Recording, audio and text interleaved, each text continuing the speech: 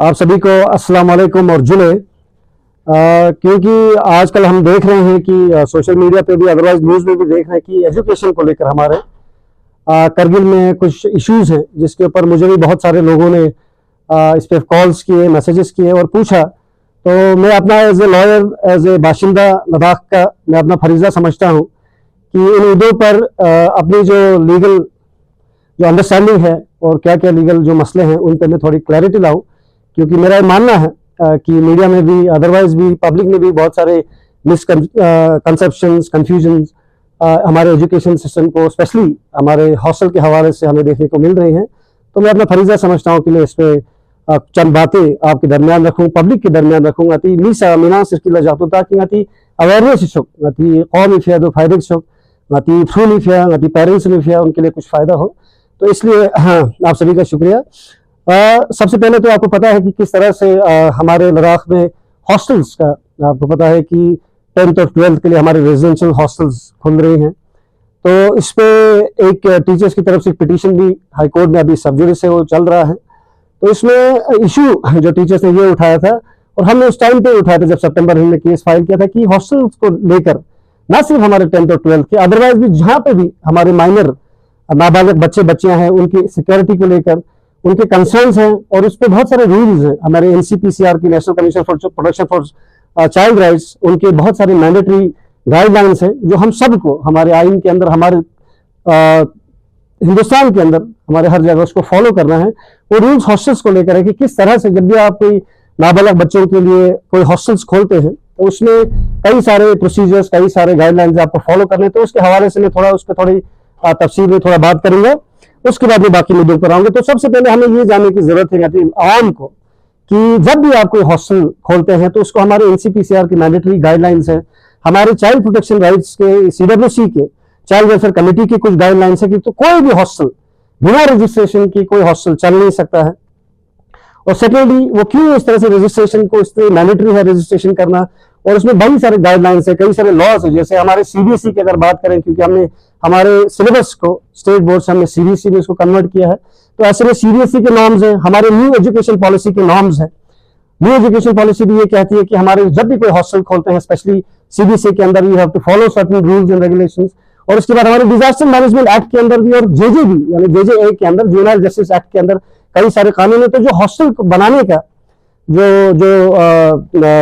Hostel जब बनाते हैं, हॉस्टल बनाने का जो ये सिस्टम है उसमें कई सारे लॉज आपको बाइंडिंग होने हैं, कई सारे लॉज आपको फॉलो करने। जिस तरह से हम कोई भी कॉम्प्लेक्स बनाते हैं या गाड़ी खरीदते हैं तो उसके साथ इंश्योरेंस होता है, पोल्यूशन होता है, उसके बाद आरसी होती है, कई सारे हमें डॉक्यूमेंट्स तैयार रखने होते हैं। इसी तरह से हॉस्टल्स खोलना भी हमारे कानून के अंदर एक बहुत बड़ी एक अपने आप में ये है, उसमें कई सारे गाइडलाइंस है जो आपको मैंडेटरीली फॉलो करना है। तो हमारे पिटीशन में हमने ये कहा था ऑनरेबल कोर्ट को कि एनसीपीसीआर के रूल्स फॉलो नहीं हुए।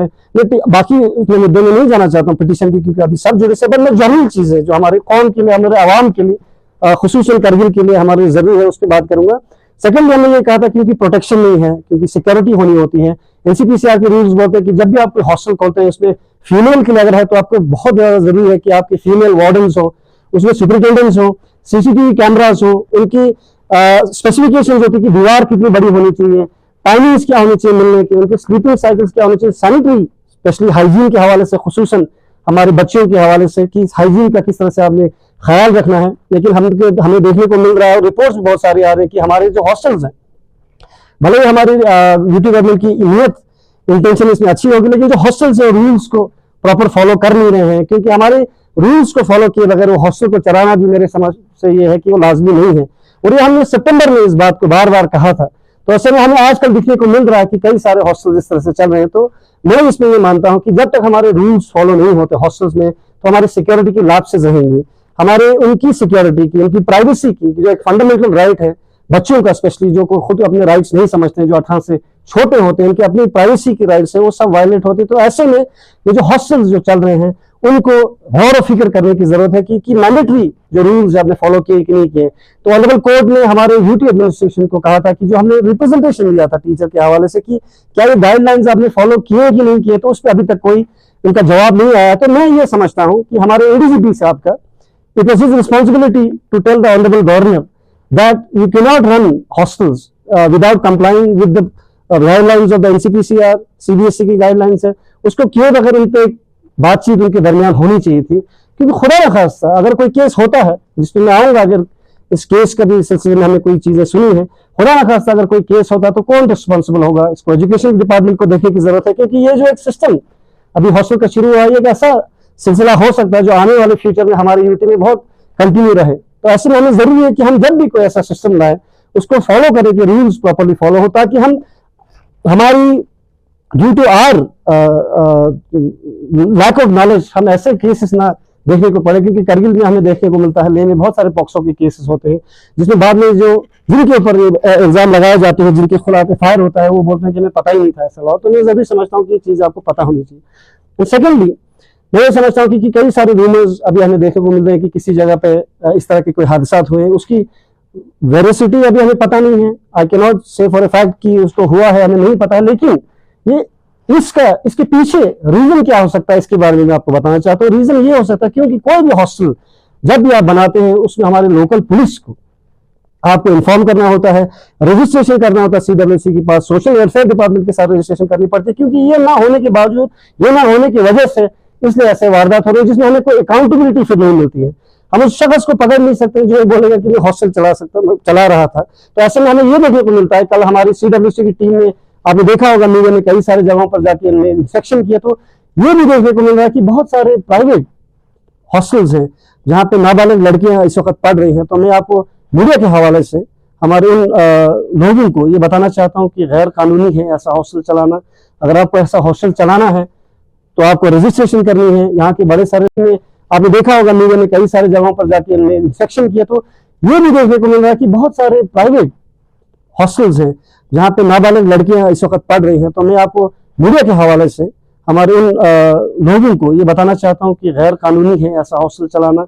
अगर आपको ऐसा हॉस्टल चलाना है तो आपको रजिस्ट्रेशन करनी है। यहाँ के बड़े सारे रूल्स हैं, आपको एसएचओ को इन्फॉर्म करना है, कंसर्न पुलिस स्टेशन में इन्फॉर्म करना है, सीडब्ल्यूसी में आपको इन्फॉर्म करना है, सोशल वेलफेयर में आपको बताना। तो ये रूल्स इस वक्त फॉलो नहीं हो रहे। तो मैं समझता हूँ ये हमारे लिए एक बोलते हैं ना कि it's sitting bomb for us. कभी भी एक ऐसा हादसा हो सकता है, हमारे नाबालिग खुसूसन लड़कियां हैं, उनके साथ कोई हादसा हो सकता है, फिर हमें बाद में इस पे पछतावा करने से कोई कुछ नहीं होगा।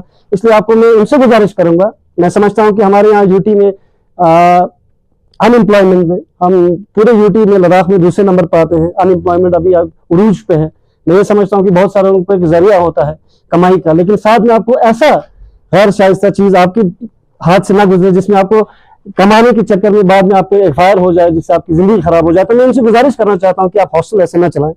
और एक तीसरी बात जो मैं सबसे इंपॉर्टेंट बात आपसे ये कहना चाह रहा था कि हमारे माशरे में, चाहे वो करगिल हो, ले हो, और हमारे पूरे इंडिया में, पूरे वर्ल्ड में जो हमारी गर्ल्स होती हैं, ऐसा कहा जाता है, बहुत सारे डेटा है कि कोई भी गर्ल कभी भी जब वो बड़ा होती है तो ऐसा बहुत रेयर होता है कि उसके साथ कोई ऐसा फिजिकल अब्यूज ना हुआ हो, उसके साथ किसी ने छेड़खानी न की हो। और लड़कियां खुसूसन इस चीज को दबाती हैं, इस चीज को इजहार नहीं करती हैं, क्योंकि हमारे सोसाइटी में टैबू माना जाता है, इसको हमारे सोसाइटी में गलत माना जाता है। तो बहुत सारी लड़कियां at one stage or other, at one point of time, they go through a certain form of sexual violence। तो इसलिए हमें इस पेचीदगी को समझकर हमारे पेरेंट्स से भी मैं गुजारिश करना चाहूंगा कि क्या आप ऐसे हॉस्टल्स में अपने बच्चे न भेजें जिसका आपको वेरासिटी पता नहीं है, क्या रजिस्टर्ड है कि नहीं है, क्या लीगल है कि नहीं है। क्योंकि अगर आप किसी हॉस्टल में भेजेंगे जो प्राइमा फेसी तो डिग्री अगर लीगल नहीं है, तो ऐसे में मैं समझता हूँ कि वो गलत हो जाएगा। फिर आपको इस पर कार्रवाई भी बाद आप में कोई कर नहीं पाएंगे, क्योंकि पेरेंट्स की रिस्पॉन्सिबिलिटी है कि ऐसे बच्चों को ऐसे स्कूल में न भेजें जिस पर रजिस्ट्रेशन नहीं है। और तीसरी बात मैं ये समझता हूँ कि अभी जितने भी गर्ल्स हॉस्टल्स हमारे गवर्नमेंट स्कूल के हॉस्टल्स चल रहे हैं, ज्यादातर हमारे लोग वहाँ पे गरीब लोग जाते हैं, ज्यादातर हमारे तबके के ऐसे लोग जाते हैं जिनकी कमाई बहुत कम होती है। और गरीब लोग इसलिए ज्यादातर हॉस्टल में अपने बच्चों को भेज रहे हैं क्योंकि उनको लगता है कि गवर्नमेंट उस पर बहुत ज्यादा खर्चा कर रही है। तो शायद गवर्नमेंट अच्छे से खर्चा कर रही है, गवर्नमेंट हमारे केयर कर रही है बच्चों को, तो वो एक उम्मीद से हमारे बच्चों को वहां भेजती है। लेकिन आपने देखा, हम सब ने देखा कि रिजल्ट पिछले साल हमारे 10th और 12th का 33% इनका रिजल्ट था। और शायद में इस वक्त प्री बोर्ड के जो रिजल्ट आए हैं 5 दिन पहले, वो भी बहुत बुरा है। तो ऐसे में मैं एक चीज अपने पब्लिक के डोमेन में ये लाना चाहता हूँ कि हमें ये समझने की जरूरत है कि सबसे पहले तो ये गरीबों पर एक्सपेरिमेंट ना हो। हमें सीबीएसई को पहले इंप्लीमेंट करने के लिए लद्दाख में थोरो ब्रेनस्टॉर्मिंग होनी चाहिए थी। ब्रेनस्टॉर्मिंग सवाल से ये थे कि सीबीएसई अगर हमने फॉलो किया तो उसमें क्या हमारे बच्चे कामयाब होंगे, नहीं होंगे। और सेकेंडली, क्योंकि हमने सीबीएसई अगर अप्लाई किया है तो मैं गुजारिश करूंगा हमारी गवर्नमेंट से, ना तो हमने सीबीएसई इंप्लीमेंट कर चुके हैं हम। तो ऐसे में मैं एलजी साहब से गुजारिश करूंगा कि एक ऐसी प्रक्रिया हो, ऐसा एक सिस्टम हो कि हम इंश्योर करें कि बच्चे कम से कम फेल ना हो, क्योंकि जो बच्चे पिछली बार फेल हुए उनका क्या हुआ हम किसी को नहीं पता है। तो ऐसे में मैं गुजारिश भी करूंगा, आपका मंशा मैं समझता हूँ आपकी मंशा सही हो सकती है, लेकिन आपको रूल्स फॉलो करने हैं। तो ऐसे में अगर आप एक सिस्टम चलाते भी हैं तो इंश्योर करें कि हम एक लेटर के थ्रू सेंट्रल गवर्नमेंट के साथ रिक्वेस्ट कर सकते हैं, क्योंकि प्रोविजन होता है हमेशा कि आप वैसे भी एजुकेशन सिस्टम ऐसा हो गया कि अभी it needs to see from overall perspective से, अगर आप देखा जाए होलिस्टिकली देखा जाए, फेल करने का वैसे भी बहुत सारे कंट्रीज में प्रोविजन भी नहीं होती है, क्योंकि जो एग्जाम का सिलसिला है वो आपको टेस्ट ऐसे पैरामीटर्स पे करते हैं जो शायद जरूरी है कि उससे आपका इंटेलेक्ट पता हो। तो ऐसे में मैं एलजी साहब से आपके हवाले से गुजारिश करना चाहता हूं कि लोगों को फेल न करें। और सेकेंडली जो हॉस्टल्स अभी चल रही हैं, जिसको अभी 1 जनवरी से शायद आप चलाने वाले हैं, उस पर असली तरीके से हमारे पुलिस हल्का को लेकर, और सबसे इंपॉर्टेंटली जब भी ये हॉस्टल का जो शुरू हुआ था उसमें CWC, हमारी जो चाइल्ड वेलफेयर कमेटी होती है जेजीबी के अंदर, उनको पता ही नहीं है, उनको पता ही नहीं कि ऐसे हॉस्टल शुरू हो रहे हैं, जबकि सबसे पहला स्टेक होल्डर उनको होना चाहिए था। तो आप हर किसी को बोर्ड पर लेकर, CWC को, हमारे एनसीपीसीआर की टीम को बोर्ड पर लेकर, हमारे सीबीएसई की टीम को बोर्ड पर लेकर आप ऐसा एक सिस्टम बनाए जिससे हमारे इलीगल चीजें हमसे ना गुजरे, यूटी गवर्नमेंट से ना गुजरे, मेरी गुजारिश है। और फोर्थली एंड मोर इंपॉर्टेंटली मैं ये समझता हूँ, क्योंकि आपके सवाल भी होंगे, उससे पहले मैं एक बात वाजे करना चाहता हूँ, ये है कि हमारे पुलिस डिपार्टमेंट ने रिसेंटली आपने देखा सोशल मीडिया पे कुछ नोटिस इश्यू किए, एक शख्स के खिलाफ कहा गया कि he is a rumour monger. At the same time, they said कि he is spreading rumor under POCSO Act and everybody should be sensitized कि आप ऐसे इंफॉर्मेशन POCSO में ना फैलाएं। तो मैं आपकी मीडिया के हवाले से ये भी बोलना चाहता हूँ कि POCSO में जब भी कोई केस होता है तो ऐसे में माइनर का जो आइडेंटिटी रिवील नहीं करना होता है, बहुत सारी रिस्पॉन्सिबिलिटीज मीडिया के पास होती है, but at the same time media का फर्ज भी होता है as the fourth pillar of democracy कि उस पर इन पर न्यूज बनाए, उन पर बात फैलाए, ताकि कोई बात दबी नहीं। क्योंकि POCSO और सेक्सुअल हैरेसमेंट के केसेस, मैं इसलिए बार बार कह रहा हूँ कि ऐसे केस होते हैं जिसमें विक्टिम कभी बता नहीं पाता है, ये 4 दीवारी के अंदर होता है, ये घरों के अंदर होता है, दीवारों के अंदर रिलेटिव्स के थ्रू होता है। तो ऐसे गैर शाइस्ता चीजें तो इंश्योर करें। पुलिस डिपार्टमेंट ने द सेम टाइम कहते हैं कि हमने इन्वेस्टिगेशन किया है, तो जब POCSO हुआ ही नहीं तो इन्वेस्टिगेशन किस चीज का किया है। तो मैं पुलिस डिपार्टमेंट को, हमारे एसएसपी के थ्रू ये बताना चाहता हूँ, हमारे पुलिस डिपार्टमेंट को, जो मेरे ख्याल से फॉर द लास्ट प्रैक्टिस जो मेरा 6-7 साल का कारगिल में जो प्रैक्टिस है, I believe very strongly and very honestly that police department in Kargil is very efficient, specially हमारे वुमेन सेल जो हमारे एसएचओ साहब हैं, बाकी एसएचओ साहब हैं, SSP specially, they are very good people, but at the same time उनको training की जरूरत है। उनको कोई भी POCSO का केस जब भी कहीं होता है, चाइल्ड रिलेटेड कोई केस होता है, माइनर रिलेटेड, इनको CWC को पहले इन्फॉर्म करना है। तो वर्दी में वहां नहीं जा सकते, अपनी पुलिस के साथ नहीं जा सकते। तो मैं उनको भी चाहता हूँ कि थोड़ा सेंसिटाइजेशन होगा, और मैं मीडिया के हवाले से यही बोलना चाहता हूँ कि हम मिलकर ऐसे चीजें न होने दें अपनी सोसाइटी में, जिससे हमारी सोसाइटी को नुकसान होने वाला है। तो सेंसिटाइज करें अपने, और CWC के जो इन्फॉर्म करें, तो इसमें बहुत सारे प्रोसीजर्स हैं, इस पे वर्कशॉप्स हो, इस पे हमारी ब्रेनस्टॉर्मिंग हो और लोगों को ट्रेनिंग दी जाए। तो मैं इनसे गुजारिश करना चाहता हूँ। शुक्रिया सर। जिस तरह से आपने हॉस्टल्स की जिक्र की, तो जो लद्दाख के अंदर स्कूल में हॉस्टल चल रहा है उसमें हिल काउंसिल का बहुत बड़ा रोल है, और hill council main stake holder है लद्दाख का। तो इस सिलसिले में क्या कुछ आप कहना चाहेंगे? हाँ, जरूरी है कि हिल, जैसे हमारे हिल काउंसिल का जो डोमेन है उसमें जो सबसे पहले इंपॉर्टेंट तो ये, जब भी कोई हॉस्टल खोलता है, रेजिडेंशियल हॉस्टल, जैसे हमारे आपने देखा होगा बहुत सारे हमारे जिसको मतलब अनाथालय हैं, हमारे बाल आश्रम्स हैं, उसके अलग रूल्स हैं। और उसके जैसे eight the same time hostel जो खोलते हैं स्टूडेंट्स के लिए, स्पेशली जो माइनर के हॉस्टल होते हैं, उनके लिए सोशल वेलफेयर डिपार्टमेंट का रिस्पॉन्सिबिलिटी होता है। हमारी CWCs होती है, जैसे हमारे जुवेनाइल जस्टिस एक्ट के अंदर आपको पता होगा कि यहाँ हमारे ऊपर भी पब्लिक प्रेशर है, आप इस केस को पे आप लोग बात क्यों नहीं कर रहे हो, क्वेश्चन आप लोग स्पीच से क्यों नहीं कर रहे हो, DCR के हिसाब से क्यों नहीं कर रहे हो, बाकी जिसने एलिगेशन लगा उस पर, अब इसमें एज अ लॉयर क्या रिस्पॉन्सिबिलिटी मीडिया की बनती है, और जिसने एलिगेशन जो लगाए उसकी क्या रिस्पॉन्सिबिलिटी बनती है? क्योंकि जिसने एलिगेशन लगाया है वो अपनी जगह ऑथेंटिक है, कॉन्फिडेंट। सबसे पहले तो हमारे करगिल की अगर मैं बात करूँ, क्योंकि मैं करगिल का बाशिंदा हूँ, सबसे पहले मैं कहता हूँ कि हमारा जो हमारा काउंसिल है वो हमारी एक जॉइंट कोलिशन की गवर्नमेंट है। तो हमारे यहाँ पे एक जिसको मतलब अपोजिशन नहीं है, और करगिल में अमूमन लद्दाख में भी बहुत सारे कम लोग हैं जो एक्टिविस्ट हैं।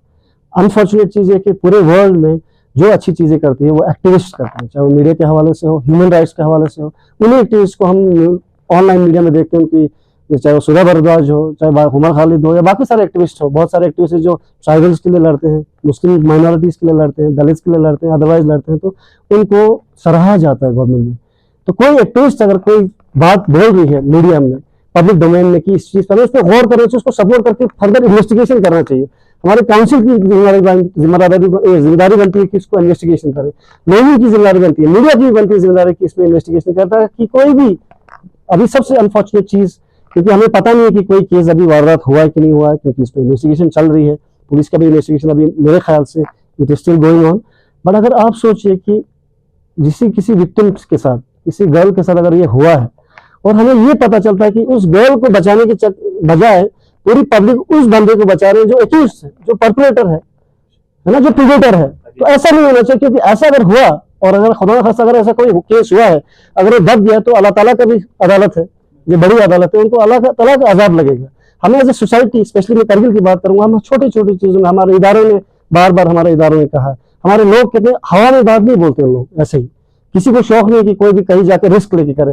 एक्टिविस्ट को रोज इधर पुलिस वाले बुलाते हैं, कभी कोई कुछ बोलता है तो वो रिस्क लेके अगर कर रहा है तो उसको तनकीद, उसको फर्दर उसको एग्जामिन करने की जरूरत है, उसको अप्रिशिएट करने की जरूरत है।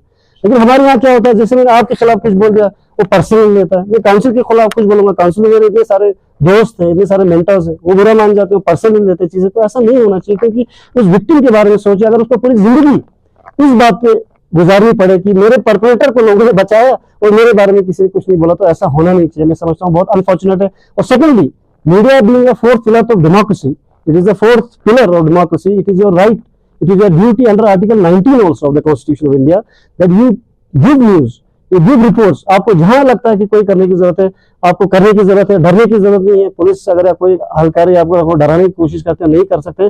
But in this case of POCSO there are certain limitations under 19 also, कि हमारे स्टेट की सॉवरेनिटी के लिए हो या किसी की मोरालिटी के अगेंस्ट नहीं बोलना है।